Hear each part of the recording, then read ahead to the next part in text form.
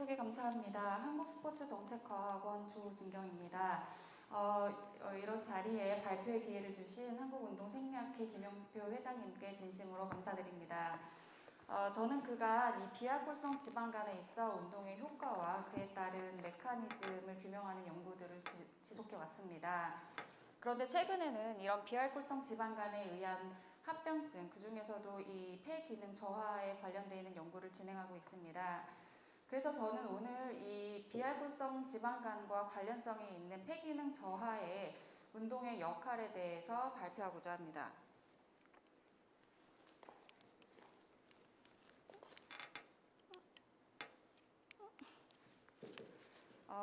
비알코올성 지방간은 이 알코올 섭취와 상관없이 간에 이제 지방이 쌓이는 것을 의미를 합니다. 그래서 간의 지방이 간 무게의 약 5% 이상 침착됐을 때를 지방간이라고 이제 정의를 합니다. 2021년도에 대한간학회에서 발표한 내용에 따르면 우리나라 성인의 비알코올성 지방간 유병률은 약 33% 정도인 것으로 예측되고 있고 2030년도에는 약 39.1% 정도로 증가될 것이라고 예측하였습니다. 이러한 증가는 이 국민들의 이 체지방 질량의 체지방 지수의 증가와 허리둘레의 증가와 함께 그 유병률이 증가되고 있는 것으로 보고하고 있습니다. 그런데 이러한 비알코올성 지방간의 원인은 섭취하는 에너지에 비해 소비하는 에너지가 적은 에너지, 그러니까 에너지의 불균형, 그리고 좌식 생활 등이 이제 원인이 됩니다.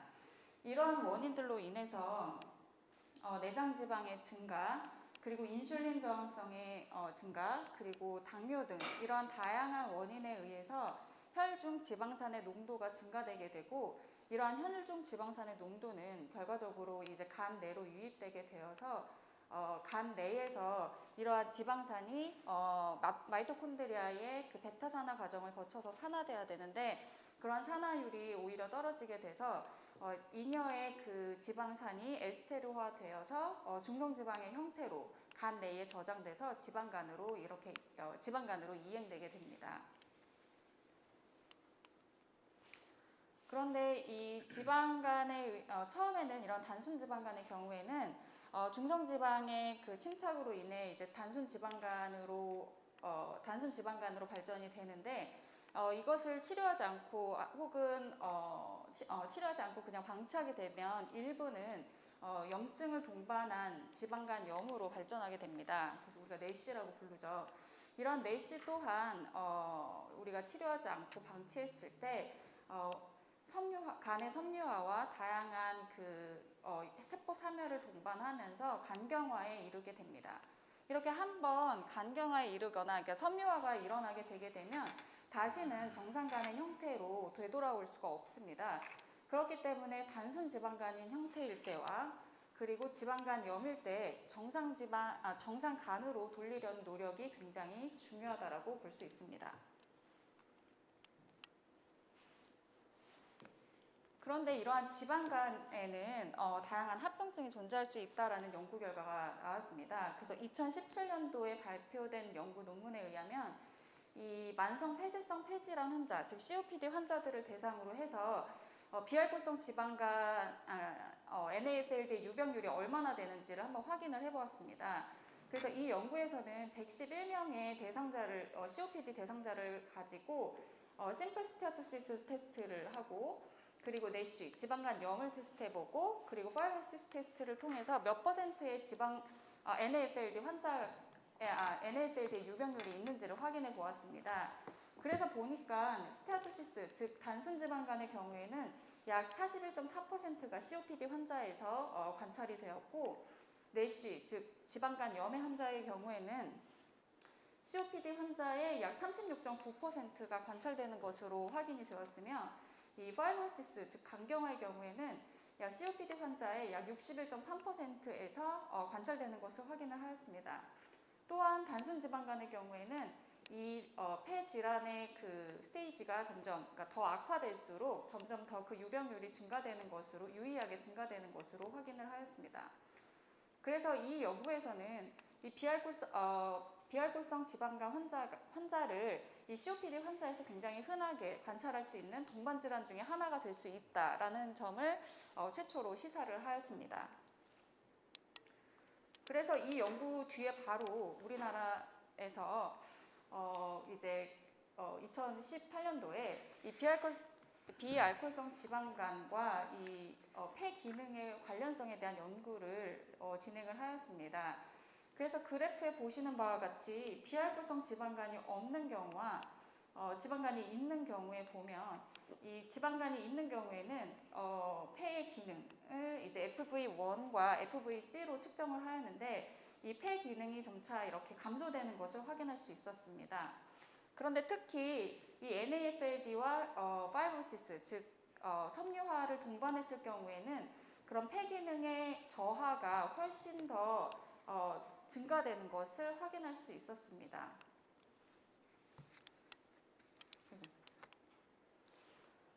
그런데 2017년도에 유럽 호흡기 학회에서 발표된 내용에 따르면 폐와 폐질환과 그러니까 COPD와 그 지방간에는 굉장히 공통적인 병리학적인 특성을 가지고 있다라고 이야기를 하고 있습니다. 그래서 어떠한 것들이 공통점이 있냐 하면 내장 지방과 그리고 인슐린 저항성, 당뇨 이러한 것들이 이 폐질환과 COPD와 NAFLD의 어떤 공통적인 독립적인 예측인자로 보고되고 있으며 이 어떤 염증성 사이토카인의 증가가 이러한 두 질환의 그 메커니즘에 굉장히 중요한 역할을 한다라고 보고하고 있습니다.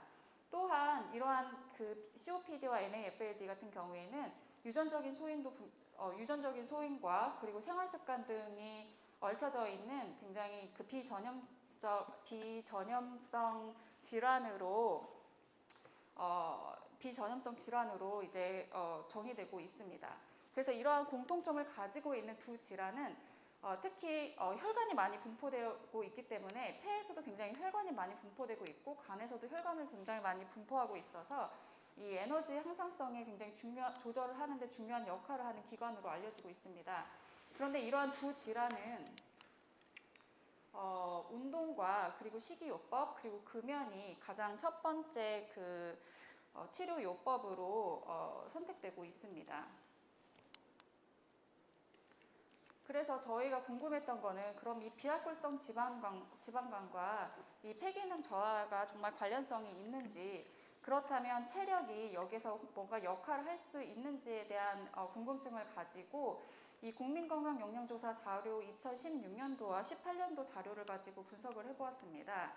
이 폐기능의 경우에는 40세 이상만 조사를 하였기 때문에 상대적으로 N수가 많지는 않았습니다. 그래서 1651명의 성인을 가지고 대상으로 하였고, 이 체력의 경우에는 이 상대 악력을 사용을 하였습니다. 그래서 절대 악력에서 이 BMI를 나눈 값을 가지고 사용을 하였고, 그래서 전체 50% 이상에 있는 집단을 높은 체력 수준이라고 정의를 하였고, 또 50% 이하를 낮은 체력 수준이라고 정의를 하였습니다.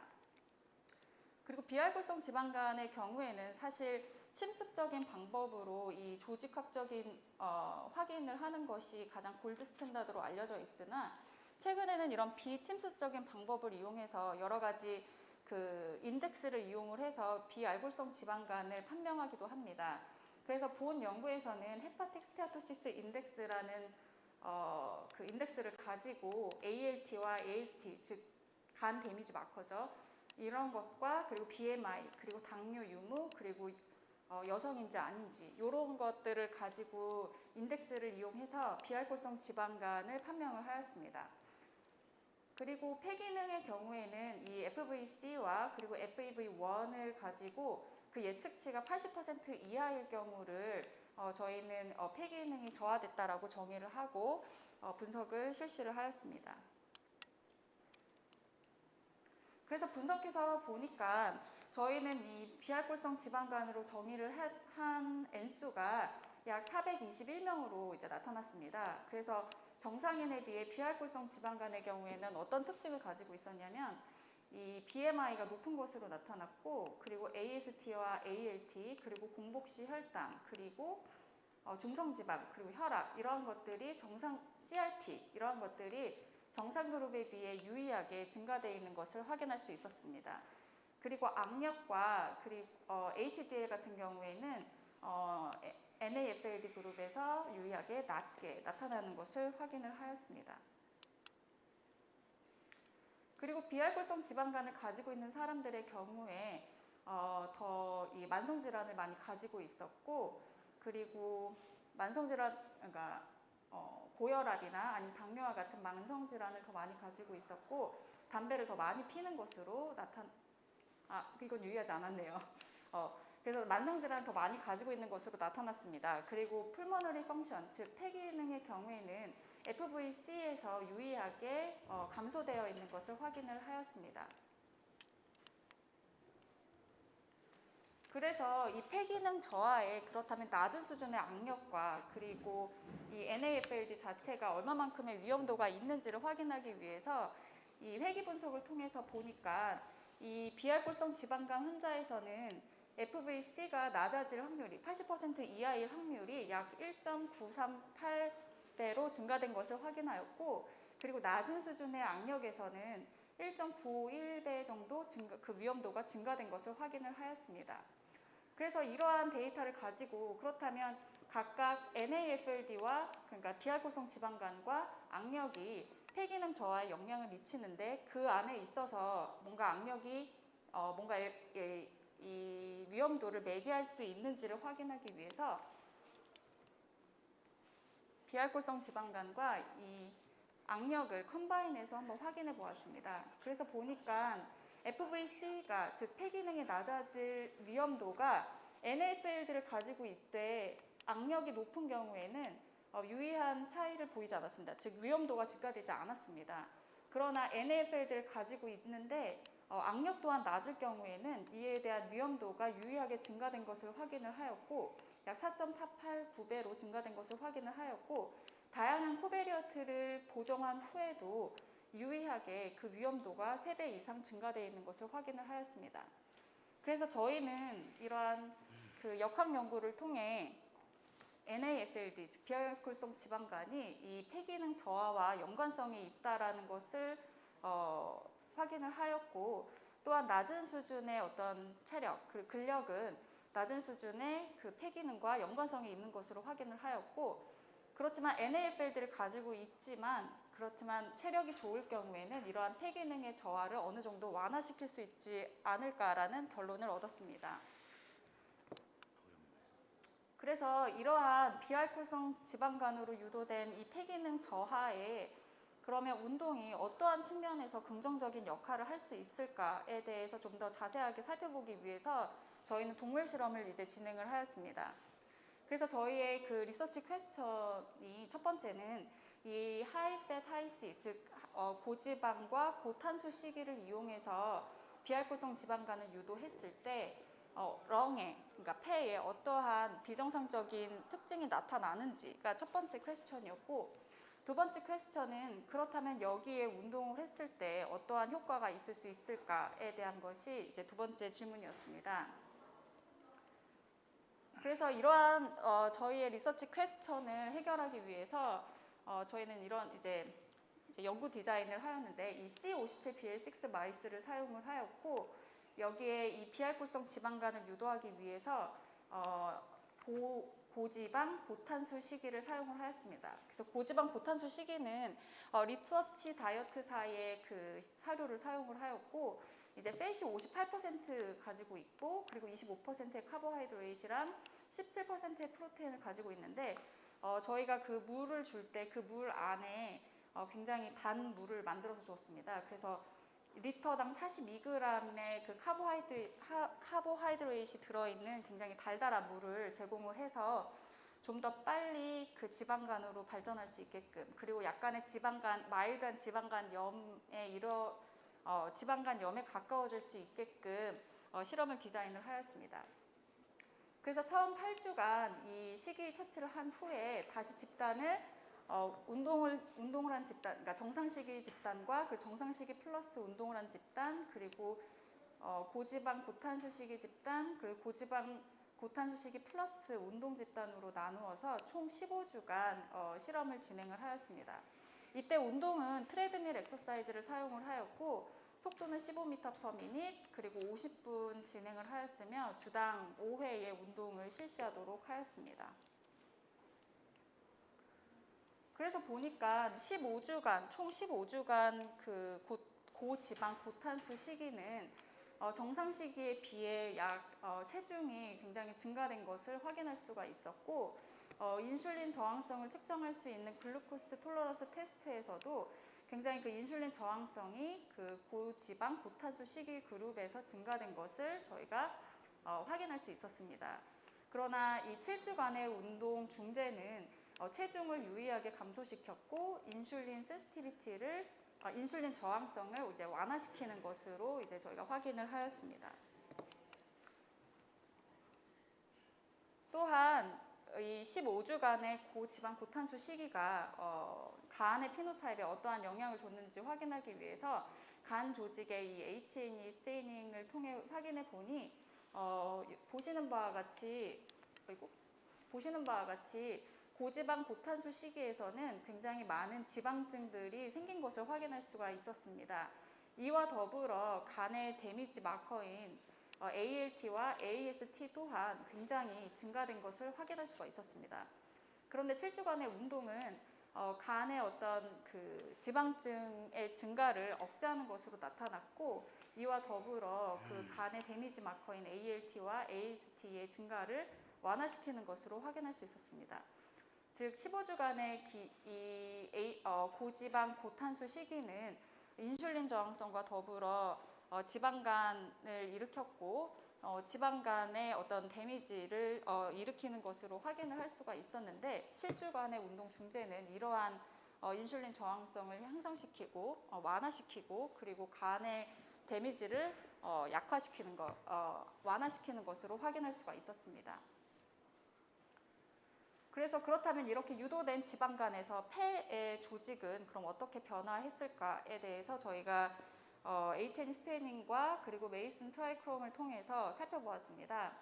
그래서 보시면 여기 파란색으로 보이는 것들이 이 파이브로시스, 즉 이 섬유화를 나타내는 겁니다. 그래서 여기 그 고지방 고탄수 시기 그룹에 보면은 가장 넓은 범위에서 이게 파란색이 염색된 것을 확인할 수가 있었습니다. 즉 폐에 약간의 마일드한 그 섬유화가 일어난 것을 확인할 수가 있었고 이와 더불어 이 섬유화와 관련되어 있는 마커인 콜1A1과 팀프1 이러한 것들이 굉장히 증가되어 있는 것을 확인할 수가 있었습니다. 그리고 또 이와 더불어 이 어떤 섬유화를 일으키는 데 있어서 그 전 단계에는 굉장한 염증성 마커들이 증가되게 됩니다.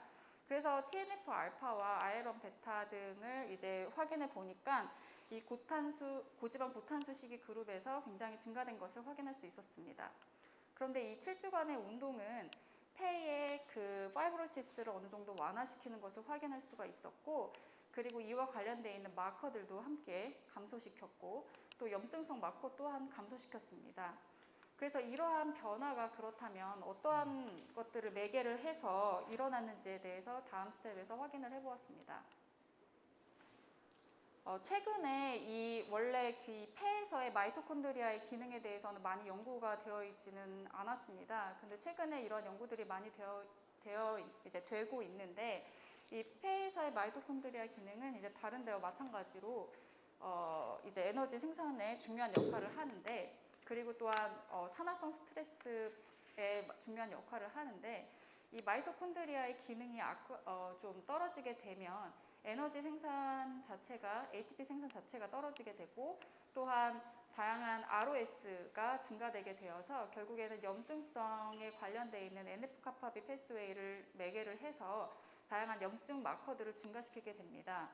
또한 이러한 마이토콘드리아의 어떤 기능 저하는 폐 기능과 관련되어 있는 다양한 질환들과 연관되어 있습니다. 그래서 앞서 말씀드렸던 COPD라든지 아니면은 파이브로시스, 그 섬유화, 그리고 또 렁 캔서 이러한 것들과 연관되어 있는 것으로 최근 보고되고 있습니다. 그래서 저희는 이 앞서도 말씀드렸듯이 간과 이 폐에는 다양한 많은 혈관들이 존재하고 있는데 간에 유도된 이런 지방으로 인해서 그 폐 주변의 혈관들에 혹시 ROS나 이러한 것들이 증가되게 되어서 폐 기능의 저하가 일어난 것이 아닌가라고 생각을 해서 이 폐의 마이토콘드리아 펑션을 이제 측정을 해보았습니다. 그래서 오로보로스를 이용해서 다양한 기지를 넣어서 이 산소의 호흡률, 그러니까 산소의 사용 정도와 그리고 과산화수소의 배출 정도가 얼마나 되는지를 이제 측정을 해보았습니다. 그래서 보니까 고지방 고탄수 그룹에서는 이 산소 소비되는 정도가 굉장히 떨어져 있는 것을 정상 시기에 비해 굉장히 떨어져 있는 것을 확인할 수가 있었고, 그리고 과산화수소의 배출 정도는 굉장히 증가되어 있는 것을 확인할 수 있었습니다. 그러나 운동은 이러한 그 산소의 그 사용 소비 자체를 굉장히 증가시키는 것으로 확인을 하였고, 또한 ROS와 같은 산화적 스트레스, 그러니까 H2O2의 그 방출을 억제하는 것으로 확인할 수가 있었습니다. 그래서 이러한 운동을 통해 유산소성 능력의 증가는 이 산소의 그 사용 소비의 그 어떤 효율성을 증가시켰다라고 저희는 생각을 했고, 또한 그 ROS의 방출을 어느 정도 막지 않았나라고 생각을 하였습니다. 그런데 이러한 마이토콘드리아의 기능을 유지하는 데 있어서는 다양한 것들이 관련이 있겠지만 그 중에 하나가 이 마이토콘드리얼 다이나믹스입니다. 그래서 이 마이토콘드리아가 데미지를 받게 되면은 퓨전을 통해 이제 마이토콘드리아의 그 덩치를 불리거나 피전을 통해 이 마이토콘드리아를 이렇게 축소시켜서 잘라서 이렇게 또 그 항상성을 유지하게 됩니다. 그런데 선행 연구에 의하면 이 인슐린 저항성, 고지방 시기로 유도된 인슐린 저항성이 걸리게 되면은 이 퓨전 프로테인의 경우에는 굉장히 감소되게 되고, 피전 프로테인의 경우에 굉장히 증가된다라는 보고가 있습니다. 이런 퓨전 프로테인과 피전 프로테인의 어떤 다이나믹스의 디스레귤레이션은 다양한 폐질환과 또한 또 연관성이 있는 것으로 보고가 되어 저희가 이제 마이토콘드리아의 펑션을 측정을 하였기 때문에 이러한 다이나믹스에는 혹시 영향이 있지 않을까라는 생각으로 퓨전 프로테인과 대표적인 퓨전 프로테인과 피전 프로테인을 측정을 해보았습니다. 그래서 보니까 퓨전 프로테인 중에 이 MFN1과 MFN2가 있는데 MFN2의 경우에는 MFN1의 경우에는 고지방 고탄수 시기에서 정상 그룹에 비해 퓨전 프로테인이 감소된 것을 확인할 수가 있었습니다. 그러나 운동은 이러한 그 퓨전 프로테인의 감소를 거의 정상 수준으로 증가시키는 것을 확인을 하였고, 퓨전 프로테인 또한 이 고지방 고탄수 시기 집단에서 굉장히 증가된 것을 확인을 하였는데, 운동 그룹에서는 이러한 증가를 억제하는 것으로 확인을 하였습니다. 즉 마이토콘드리아 다이나믹스의 어떤 디스레귤레이션을 어느 정도 그 운동을 통해서 억제를 해서 이러한 것들이 마이토콘드리아 펑션을 유지하는 데 있어서 뭔가 도움을 주지 않았을까라는 것이 저희의 그 현재까지의 연구 결론입니다. 그래서 이 NAFLD는 이 폐 기능의 저하와 연관성이 있는 것으로 판단이 되는데, 그 사이에는 인플라메이션과 그리고 그러니까 산화적 스트레스가 굉장히 요인이 되었을 거라고 저희는 생각을 하고 있습니다. 그런데 여기서 운동이 어떠한 효과를 일으켜냈을 수 있을까에 대해서 생각해 보았을 때 안티 인플라메이션, 즉 항염증성의 효과와 그리고 미토콘드리아 기능을 통한 그 항산화의 그 효과가 이 풀모너리 디스펑션을 어느 정도 완화시키지 않았나라는 결론이 현재까지의 결론이고, 사실 저희가 이 렁의 기능을 확인을 사실은 했었어야 되는데 그러한 것들을 체크를 하지 못했습니다. 그래서 현재 이러한 렁의 기능을 좀 더 체크해 보는 것과, 그리고 NAFLD에 앞서서 말씀드렸듯이 여러 단계가 있습니다. 그래서 그 단계별에 따른 폐의 디스펑션이 어떤 식으로 일어나는지에 대해서 현재 연구를 진행하고 있습니다. 그래서 이러한 연구를 앞으로 계속해서 진행할 예정입니다. 경청해 주셔서 감사합니다.